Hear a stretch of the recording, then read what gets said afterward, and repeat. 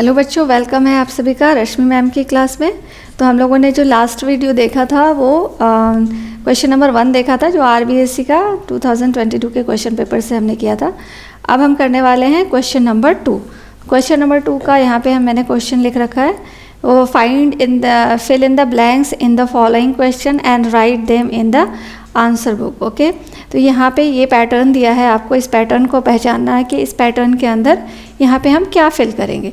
तो हम यहाँ देख रहे हैं, यहाँ 5 है, यहाँ 9 होल 1/2 है। अब आप हो जाओगे कन्फ्यूज, ये करे तो करे कैसे। तो देखो यहाँ पे हम एक चीज़ लिख सकते हैं, 5 को हम क्या लिख सकते हैं, इसको हम करेंगे 9 2 से 18 और +1 19/2 हो गया।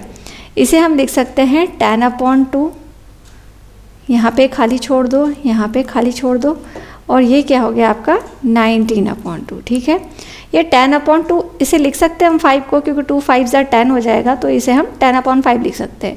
ये 10 है और यहाँ 19 है, बीच में 2 गैप है।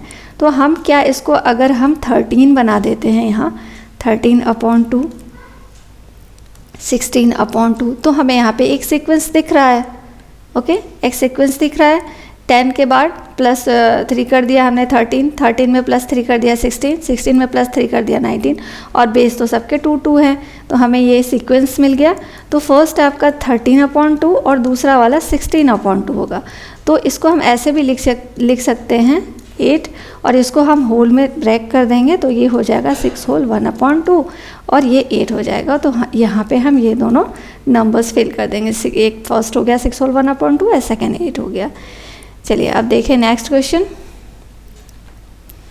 Second question, in pair of linear equation a1x + b1y + c1 = 0, a2x + b2y + c2 = 0 if a1 by b1 = a2 by b2 = c1 by c2। ये आपके बुक के अंदर लिखा हुआ है कि अगर ऐसा कंडीशन होता है तो क्या होता है कि in this case the pair of linear equations are dependent and consistent. Okay, तो यहाँ पे हम क्या लिखेंगे, डिपेंडेंट एंड कंसिस्टेंट। ये क्वेश्चन हमारा हो गया। चलिए नेक्स्ट। अब यहाँ पे 7.5 centimetre long line segment is divided in the ratio of 2:1 and then the length of large portion will be what. ठीक है, 7.5 सेंटीमीटर लॉन्ग एक आपका क्या है, लाइन सेगमेंट है, जिसको 2:1 के रेशियो में हम डिवाइड कर रहे हैं। तो उसमें जो बिगर पार्ट होगा उसे हम क्या कहेंगे। तो मान लिया कि सपोज दैट ये हमारा लाइन है, ये हमारा लाइन सेगमेंट है। ठीक है, तो इसे हम 2:1 के रेशियो में डिवाइड करते हैं, 2:1 के रेशियो में डिवाइड करते हैं। तो इसका मान लो कि 2:1 का मतलब क्या हो गया कि आधे से ज़्यादा होगा। इसे हम यहाँ से कर देते हैं, इसे हम x मान लेते हैं, और ये वाला पार्ट क्या हो गया हमारा 2x हो गया। ओके, ये वाला पार्ट हमारा 2x हो गया और ये वाला पार्ट x हो गया। क्लियर। तो अब क्या करेंगे, हमने इसको सपोज कर लिया 2:1 का रेशियो है, तो वी कैन राइट, इसको हम लिख सकते हैं 2x एंड x, क्योंकि 2x/x अगर लिखते हैं तो x कट जाएगा, तो 2:1 का ही रेशियो होता है। तो यहाँ पे हमने लिख लिया इसको, ये ए बी एक लाइन है, इसको 2x × x के हमने इसको डिवाइड कर लिया। ठीक है, तो अब हम क्या करने वाले हैं कि इसको 2x + x = व्हाट 7.5 सेंटीमीटर, और 2x + x 3x हो गया = 7.5। x को हम यहाँ रखेंगे, 3 इधर ले जाएंगे, तो ये हम यहाँ पे लिख सकते हैं /3 डेसिमल में। ठीक है, 3 से इसे हम इसको कट कर देंगे, तो ये कितने टाइम्स में आएगा 2.5। ठीक है, तो हमें मिल गया, ये x की वैल्यू आ गई 2.5। जब x हमें 2.5 मिल गया, लेकिन यहाँ पे हमें क्या पूछ रहा है, बड़े वाला पार्ट पूछ रहा है, यानी कि लार्जर पोर्शन पूछ रहा है। लार्ज पोर्शन कौन सा है, ये वाला 2x। तो हम 2x में x की वैल्यू पुट कर देंगे, 2 × 2.5 एट इज क्या हो जाएगा, ये 5.0 यानी कि 5 सेंटीमीटर हो जाएगा। ठीक है, जो भी है 5 सेंटीमीटर हमें मिल गया इसका आंसर। तो इस तरह से अगर आपका स्मॉलर पार्ट का पूछता तो ये हो जाता आंसर, लेकिन यहाँ पे बिगर लार्जर पार्ट का पूछा है, लार्जर पोर्शन, तो ये हो जाएगा आंसर। चलिए अब देखते हैं नेक्स्ट क्वेश्चन। फोर्थ क्वेश्चन, अब यहाँ पे है the length of a line segment joining point 3 and -2, 4 and 5 is. अब यहाँ पे लेंथ दिया हुआ है, इसमें क्या होता है कि इसका एक फॉर्मूला होता है, ठीक है, लेंथ ऑफ लाइन सेगमेंट निकालने का। लेंथ ऑफ लाइन सेगमेंट निकालने का क्या फॉर्मूला होता है? अब ऐसा जब भी दिया होता है ना, तो ये क्या होता है x1 एंड x2, अगर 3 - 2 इस तरह से बॉक्स में दिया है, इसका मतलब ये x है और ये y है, तो ये फर्स्ट वाला है तो इसे हम x1 y1 लिखते हैं, और 4 5 ये है तो ये क्या हो गया x2 एंड y2, ठीक है। तो ये फॉर्मूला हमारा क्या होता है, under root x2 - x1 the whole square plus y2 - y1 the whole square. अब यहाँ से इसकी वैल्यू हम यहाँ पे पुट कर देंगे, ठीक है। यहाँ पे x2 हमारा क्या हो गया 4, x2 4 हो गया, माइनस x1 क्या हो गया 3 प्लस इसका होल स्क्वायर, एंड y2 क्या हो गया, y2 5 हो गया यहाँ पे 5, और y1 क्या हो गया -2, तो माइनस यहाँ पे है और ये माइनस यहाँ पे है, तो हम इसे प्लस कर देते हैं, ठीक है। इज इक्वल टू 4 - 1 3 1 हो गया, 1 का होल स्क्वायर प्लस 5 + 2 7 का whole square, under root 1 plus 49, ये हो गया आपका अंडर रूट 50। अंडर रूट 50 को हम क्या लिख सकते हैं 25 × 2। अब 25 को बाहर निकाल सकते हैं हम 5√2, तो हमारा आंसर क्या हो गया 5√2। आई होप ये कॉन्सेप्ट आपको क्लियर हुआ होगा। ये ऐसे इस फॉर्म में जब भी लाइन ज्वाइन दस line length of the line segment joining point ये और ये है, यानी कि जब भी ज्वाइनिंग पॉइंट होती है, एक्स पे कुछ पॉइंट होता है, वाई पे कुछ पॉइंट होता है, तो वो कहीं पे जाके मिलते हैं, तो इस जगह को हम एक्स और वाई लिखते हैं, एक्स वाई के फॉर्म में, बिकॉज इधर से एक्स और इधर से वाई आ रहा है, तो इसे हम कोई भी नंबर लिखेंगे तो जो फर्स्ट वाला होता है वो x होता है, सेकंड वाला y होता है। चूँकि दो ज्वाइनिंग पॉइंट्स हैं तो यहाँ पे हम दोनों को, एक को x1 दूसरे को x2, एक को y1 और दूसरे को y2 मान के ये फॉर्मूले पे हम इसे डाल देते हैं। ये फॉर्मूला आपको याद रखना है। चलिए आप चलते हैं next question. cos 48 degree minus sin 42 का वैल्यू निकालना है हमें, तो ये भी बहुत आसान है। चलिए ये करते हैं हम, sine cos 48 degree minus sine 42 degree. Okay, तो इसे हम कैसे करेंगे, cos 48 डिग्री तो हमने पढ़ा था क्या, cos 48 डिग्री को हम क्या लिख सकते हैं, यानी कि थीटा लिखा था ना, हमने पढ़ा था कि cos theta is equal to क्या होता है, sine 90 minus theta. cos theta is equal to sine 90 minus theta होता है। तो यहाँ पे क्या हो जाएगा, हम इसे करेंगे sine 90 minus 48, okay, minus sine 42 degree. अब यहाँ पे क्या हो जाएगा, साइन 42 डिग्री, और ये भी हो गया साइन 42 डिग्री। ये प्लस में है और ये माइनस में है, तो ये ऐसे ही कैंसिल होके क्या हो जाएंगे, 0 आपका आंसर हो जाएगा। ठीक है, तो आपको ये याद रखना है कि sine theta is equal to होता है कॉस 90 माइनस थीटा, और cos theta is equal to होता है साइन 90 माइनस थीटा। ठीक है, ये भी आपको याद रखना है क्योंकि बहुत जगह पे आपको ये टर्म्स काम आएगी। ठीक है, चलिए तो आपको समझ में आ गया होगा कि इस cos 48 को मैंने ब्रेक कर दिया साइन के फॉर्म में, बिकॉज हमें इसे एक ही चीज़ में लाना होता है। जब इस तरह के क्वेश्चन होते हैं तो sine theta, cos theta, tan theta, तो हमें कोशिश करनी होती है कि सबको साइन है तो साइन के फॉर्म में ले आएँ, cos है तो cos के फॉर्म में, या फिर जो भी हमें फॉर्मूला पता है उस फॉर्मूले पे इसे हम उस हिसाब से सेट कर दें। तो यहाँ हमने क्या किया कि cos 48 डिग्री को साइन 90 माइनस थीटा करके ब्रेक कर दिया, और ये हमें मिल गया साइन 42। साइन 42 प्लस और माइनस में कैंसिल होके 0 आ गया। चलिए अब नेक्स्ट क्वेश्चन देखें। अगर आपको ये वीडियो पसंद आ रही हो तो प्लीज़ लाइक सब्सक्राइब कीजिए और अपने फ्रेंड्स को शेयर कीजिए। एग्ज़ाम का टाइम है, उन्हें भी हेल्प मिलेगी।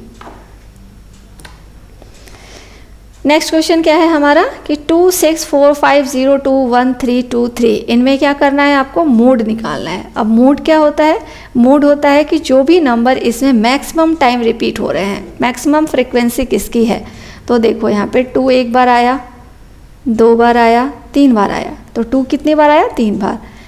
6 सिर्फ एक बार दिख रहा है, 4 सिर्फ एक बार दिख रहा है, 5 सिर्फ एक बार, 0 सिर्फ एक बार, 1 सिर्फ एक बार, 3 जो है वो 2 बार दिख रहा है। तो मैक्सिमम फ्रीक्वेंसी हमें 2 की दिख रही है, तो यहाँ पे क्या हो जाएगा, 2 आपका आंसर हो जाएगा। क्लियर? चलिए नेक्स्ट। अब आ गया हमारा थर्ड क्वेश्चन। थर्ड क्वेश्चन में क्या देखना है हमें, ये शॉर्ट क्वेश्चंस हैं, शॉर्ट क्वेश्चंस हैं आपके, तो ये आपको सॉल्व करके दिखाना पड़ेगा। वो तो ऑब्जेक्टिव्स थे, ये भी 1 मार्क्स का ही है, 1 मार्क्स का ही है, तो शॉर्ट में ही से बनाना है। ठीक है, फर्स्ट क्वेश्चन है find the list common multiple. It means LCM का फुल फॉर्म होता है list common multiple of number 72 and 120। अब आपने LCM तो बचपन से ही बनाना सीखा है, ठीक है, आपको पता होगा कि LCM कैसे निकालते हैं। 72 एंड 120 का LCM हम कैसे निकालते हैं, लाइक दिस। ठीक है, 2 से ये 36 टाइम, ये 60 टाइम, 2 से दोबारा से कर लेते हैं इसको,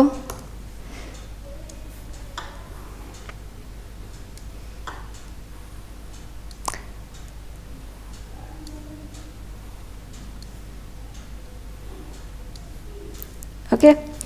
अब यहाँ पे हमें 72 और 120 को करना है। 2 से करेंगे हम, 2 से ये 36 टाइम में आ जाएगा और ये 60 टाइम्स में, फिर 2 से ये 18 टाइम्स में और ये 30 टाइम्स में, फिर ये 2 से 9 टाइम्स में और ये 15 टाइम्स में, फिर ये 3 से जाएगा 3 टाइम्स में और 5 टाइम्स में, सॉरी ये जाएगा 5 टाइम्स में। ओके, तो हमें क्या मिल गया यहाँ पे, यहाँ पे हमें मिल गए ये सारे नंबर्स। तो हम लिख सकते हैं यहाँ पे LCM of 72 and 120 is equal to what, 2 into 2 into 2 into 3 into 3 into 5। अब इन सब को जब हम मल्टीप्लाई करेंगे तो ये आ जाएगा हमारा 360 आपका आंसर हो गया। ओके, इस तरह से हमें LCM निकालना है। अब चलिए नेक्स्ट क्वेश्चन देखिए। नेक्स्ट क्वेश्चन हमारा find the quadratic polynomial the sum of product of zeros are -3 and 2 respectively. तो यहाँ पे क्या करना है, फाइंड द क्वाड्रेटिक पॉलिनोमियल निकालना है हमें। क्वाड्रेटिक पॉलिनोमियल निकालना है तो यहाँ पे हम क्या करेंगे, अल्फ़ा और बीटा। आपको पता है, हमें क्या पता है कि लेट द ज़ीरोज़ भी क्या है, अल्फ़ा एंड बीटा। तो अल्फ़ा एंड बीटा हम मान लेते हैं, लेट द ज़ीरोज़ भी अल्फ़ा एंड बीटा। अब क्वेश्चन के अकॉर्डिंग क्या होता है कि अल्फ़ा प्लस बीटा, क्वेश्चन जो दिया हुआ है उसमें हमें अल्फ़ा प्लस बीटा क्या दिया हुआ है, 2 ज़ीरोज़ है, उसका -3 और 2 है। तो जो अल्फ़ा प्लस बीटा है वो क्या है हमारा -3, और अल्फ़ा इंटू बीटा जो है वो क्या है हमारा 2 है। तो ये 2 चीज़ें हैं हमारे पास। अब हमें क्या करना होता है कि इसे एक फॉर्मूले पे हम बैठा देते हैं। ठीक है, अब फॉर्मूला क्या होता है हमारा, तो quadratic polynomial whose sum and product of the zeros are given by x² minus alpha plus beta, alpha plus beta x plus alpha into beta. ठीक है, अब x² क्या है हमारा, x² हमें क्या बताया, then the quadratic polynomial will be x², तो x² के फॉर्म ही रहेगा। और अल्फ़ा के प्लस बीटा क्या है हमारा -3, अल्फ़ा प्लस बीटा हमारा -3 है x, and plus alpha into beta हमारा क्या है 2 है। ठीक है, अब ये x² minus minus plus 3x plus 2। ठीक है, ये हमें क्या मिल गया, ये हमें क्वाड्रेटिक पॉलिनोमियल मिल गया। आपको इस फॉर्म में लाना है, जब भी क्वाड्रेटिक पॉलिनोमियल बोलेगा तो आप इसको इस फॉर्म में लाकर छोड़ दोगे, यहीं तक आपका आंसर हो गया। ठीक है, अल्फ़ा और बीटा दिया, अल्फ़ा और बीटा हमने मान लिया यहाँ पे। अब क्या हो गया कि अल्फ़ा प्लस बीटा हमारा दिया हुआ है -3, अकॉर्डिंग टू द क्वेश्चन यहाँ लिख लोगे alpha plus beta is equal to -3 and alpha into beta is equal to 2। Now we know that the formula is x² minus alpha plus beta into x plus alpha into beta. x² हो गया, minus alpha plus beta की value यहाँ डाल दी और alpha into beta की value यहाँ डाल दी और हमारा ये आंसर आ गया। चलिए अब देखते हैं नेक्स्ट क्वेश्चन।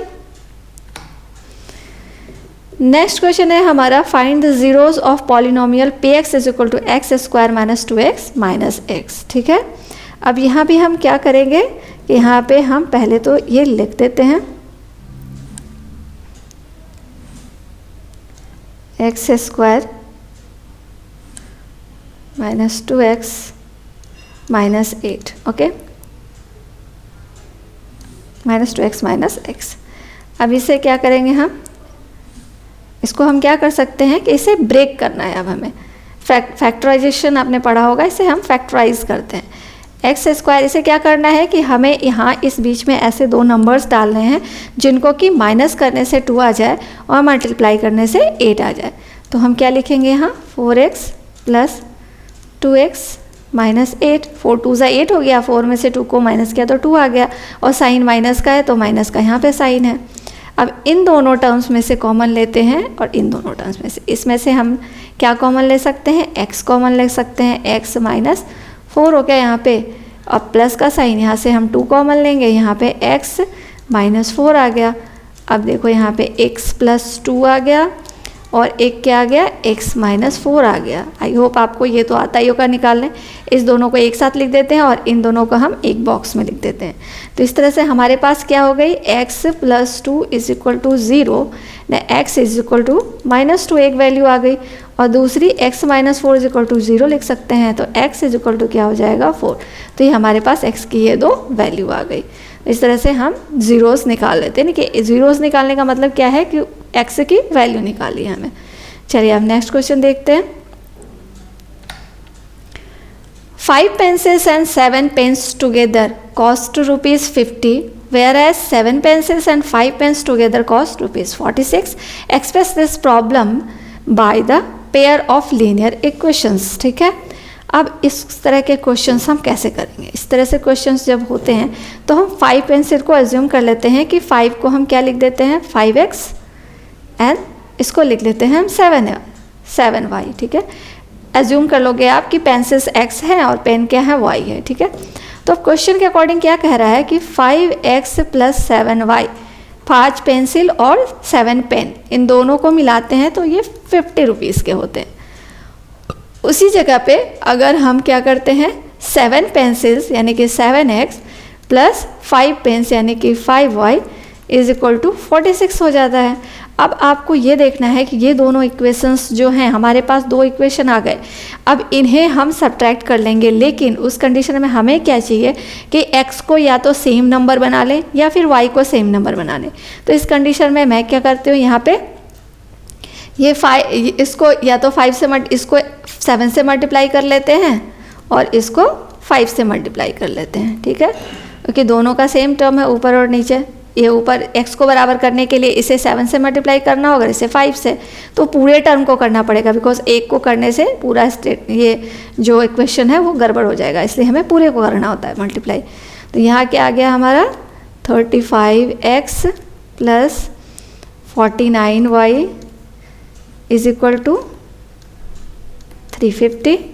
यहाँ हो गया 35x plus 25y is equal to 230। ठीक है, अब हम इसे सब्ट्रैक्ट कर लेंगे। सब्ट्रैक्ट करने पे क्या होता है, साइन चेंज होता है नीचे वाले का। ठीक है, तो ये और ये कैंसिल हो जाएंगे। यहाँ पे 49 में से हम 50 को माइनस करेंगे तो यहाँ पे आ जाएगा 24y, और चूंकि इसमें से हमने माइनस किया इसलिए साइन प्लस का होगा। अब इसमें से इसको माइनस करेंगे तो ये आ जाएगा हमारा 120। y इज इक्वल टू क्या हो जाएगा, 120/24। इससे इसको कट करेंगे तो ये 5 टाइम्स में कट हो जाएगा, तो y की वैल्यू हमें 5 मिल गई। अब क्या करेंगे, हम इस वैल्यू को इन दोनों में से किसी भी इक्वेशन में डाल देंगे। तो हम क्या करते हैं, यहाँ पे लिखेंगे put the value of y in equation, first कर दो, इसको सेकंड कर दो, जस्ट ए मिनट, इसको सेकंड और थर्ड कर दो। ये 5x plus 7y is equal to 50, 7x plus 5y is equal to 46। इसे हम 1 करते हैं, इसे 2, इसे 3 और इसे 4। तो यहाँ पे put the value of y in equation first में डालते हैं हम। 5x plus 7y is equal to 50, and then y की 5x plus 7 into 5 is equal to 50। So 5x is plus 35 is equal to 50। 5x is equal to 50 minus 35, 5x is equal to, हाँ इसमें से हम इसको minus करेंगे ये 15 आ गया। x is equal to 15/5, 5 3 ज़ा, तो x की वैल्यू हमें क्या मिल गई 3, y की वैल्यू 5 मिल गई और x की वैल्यू 3 मिल गई। इसका मतलब क्या हो गया कि एक पेंसिल का जो कॉस्ट था वो कितना था 3 था, और एक पेन का जो कॉस्ट था वो कितना था 5 रुपीज़ था। क्लियर? आई होप इस क्वेश्चन भी क्लियर हो गया आपका। Express this problem by the linear pair, तो ये हमने एक्सप्रेस कर दिया लीनियर पेयर पे। चलिए अब चलते हैं नेक्स्ट क्वेश्चन। अगर आपको वीडियो पसंद आ रहा हो तो लाइक सब्सक्राइब कीजिए ताकि इस तरह की और भी वीडियोस आपको मिलती रहें। बेल आइकन को ज़रूर दबाएं, आपको तभी हमारी आगे की वीडियोस मिलती रहेंगी। नेक्स्ट क्वेश्चन है हमारा, write x minus 2 minus x is equal to 3x x minus 2 in the form of quadratic equation. अब इसे हमें क्वाड्रेटिक इक्वेशन में डालना है। क्वेश्चन को देख के घबराना नहीं है, बहुत आसान क्वेश्चन है। x minus 2 minus x is equal to 3x x minus 2। Step by step करते जाएंगे और ये सॉल्व होता जाएगा, ठीक है। x minus 2 minus x, break करेंगे इसको, ब्रैकेट खोलेंगे ओपन, तो x हो गया is equal to 3x² minus 6x, ठीक है। अब ये क्या हो गया, प्लस में है और ये माइनस में कैंसिल हो गया, तो इधर बचा -2 और इधर क्या हो गया 3x² माइनस 6x। अब ये सारे टर्म को हम एक तरफ ले आएंगे, तो क्या हो जाएगा, पहले यहाँ करते हैं हम ऐसे, 3x² माइनस 6x प्लस 2, ये -2 इधर आया तो +2 में हो गया, ठीक है। तो हम इसे क्या लिख सकते हैं, 3x² minus 6x plus 2 is equal to 0। ये हमारा क्या हो गया, क्वाड्रेटिक इक्वेशन बन गया और यही हमें निकालना था। चलिए अब देखें नेक्स्ट क्वेश्चन। नेक्स्ट क्वेश्चन है 5 सेंटीमीटर लॉन्ग एक लाइन सेगमेंट है जिसे हमें बाइसेक्ट करना है। तो सबसे पहले हम क्या करेंगे, स्केल की हेल्प से 5 सेंटीमीटर लॉन्ग एक लाइन खींच लेंगे, ठीक है। सपोज दैट ये 5 सेंटीमीटर है, आप स्केल की हेल्प से आप इसे खींचोगे, ठीक है। ए बी एक लाइन है जो क्या है 5 सेंटीमीटर है। अब क्या करेंगे, हम कंपास के अंदर पेंसिल को डालेंगे और क्या करेंगे, यहाँ पे कंपास की पॉइंट रखकर पेंसिल को हाफ से बड़ा पॉइंट लेंगे और इधर कट करेंगे, इधर कट करेंगे, यहाँ रखकर दोबारा यहाँ रख के फिर इधर पेंसिल से कट करेंगे और इधर, और इस लाइन को यहाँ से मिला लेंगे। तो क्या बन जाएगा, ये हमारा बाइसेक्ट बन जाएगा, ठीक है। ये यहाँ से बाइसेक्ट बन जाएगा। मान लिया ये पे O पॉइंट हो गया, तो यहाँ पे हो जाएगा AO is equal to O भी हो जाएगा। इस तरह से बाइसेक्ट हो जाएगा। 5 सेंटीमीटर है तो ये क्या हो जाएगा 2.5 और ये वाला पार्ट 2.5 हो जाएगा। तो आई होप आप ये क्वेश्चन कर सकते हो। चलिए अब नेक्स्ट क्वेश्चन देखिए। Find the nature of root of quadratic equation 3x² minus 8x minus 16 is equal to 0। इस तरह के क्वेश्चंस के कुछ स्टेटमेंट आपने बुक के अंदर पढ़े होंगे, ठीक है। तो देखिए, चलिए पहले हम इसे सॉल्व करते हैं, उसके बाद बताऊंगी कि क्या कैसे होता है इसमें। तो ये हो गया हमारा 3x² minus 8x minus 16 is equal to 0, okay.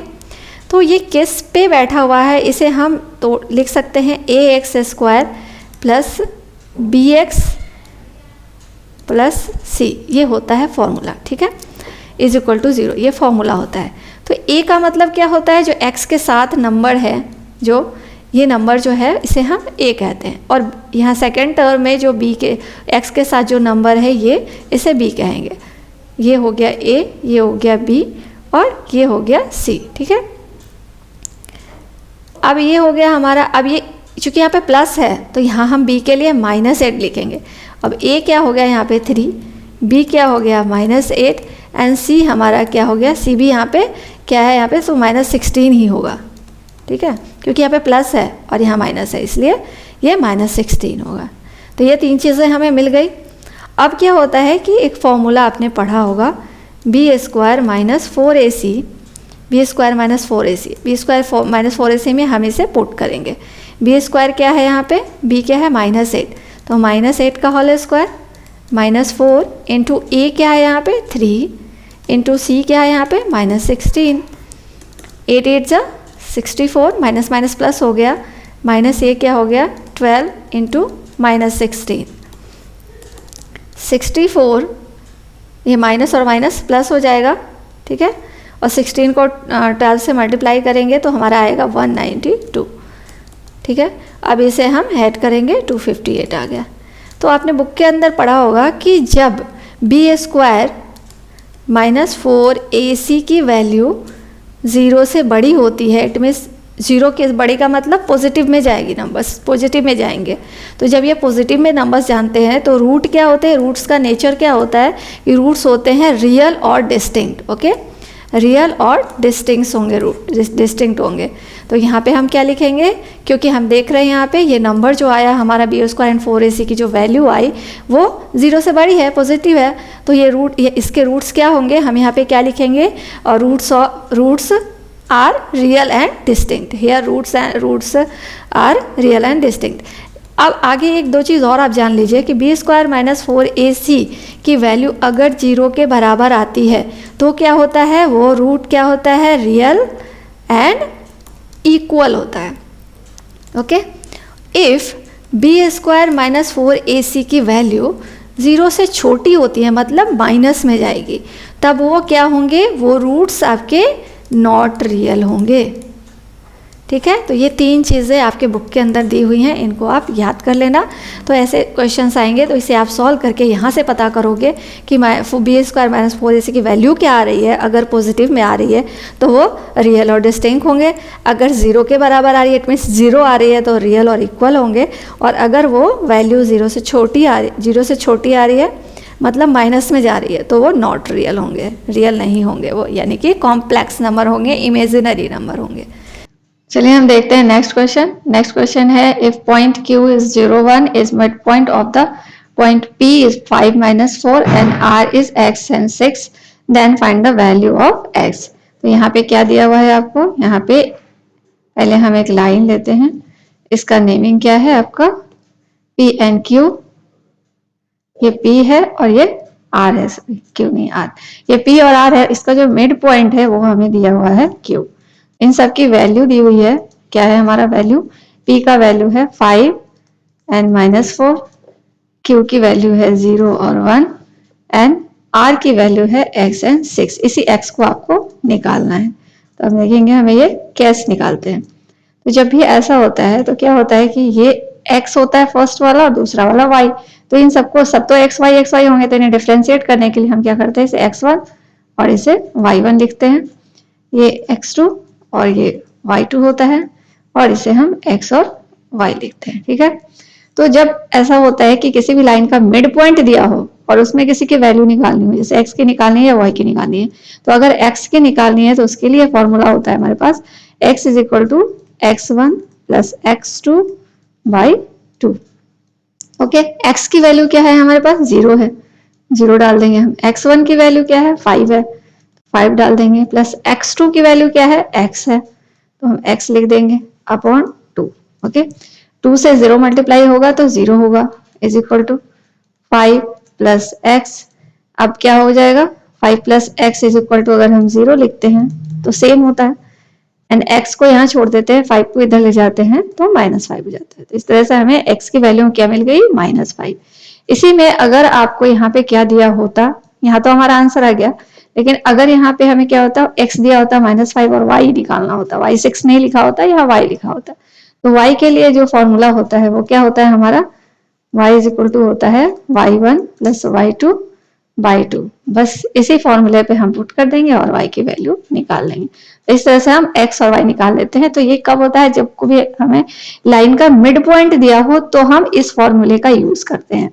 अगर मिड पॉइंट नहीं पता है, कोई दूसरा पॉइंट दिया है, तो उसके लिए जो हम फॉर्मूला यूज करते हैं वो हमने आपने पढ़ा होगा निकालने के लिए, x1 m1 वाला जो फॉर्मूला होता है, m1 x2 प्लस m1 वाला फॉर्मूला यूज करके वो निकालते हैं। लेकिन यहाँ पे मिड पॉइंट निकालना है तो उस फॉर्मूले की जरूरत नहीं है, ये हम शॉर्ट मेथड से निकाल सकते हैं क्योंकि ये 1 मार्क्स का ही है। तो चलिए, आशा है कि आप लोग को ये समझ में आ गया हो। वीडियो पसंद आ रहा है तो लाइक शेयर सब्सक्राइब करना मत भूलिए, अपने फ्रेंड्स को शेयर कीजिए। चलिए चलते हैं हम नेक्स्ट क्वेश्चन में। 2 tan square 45 degree plus cos square 30 degree minus sine square 60 degree का वैल्यू निकालना है आपको।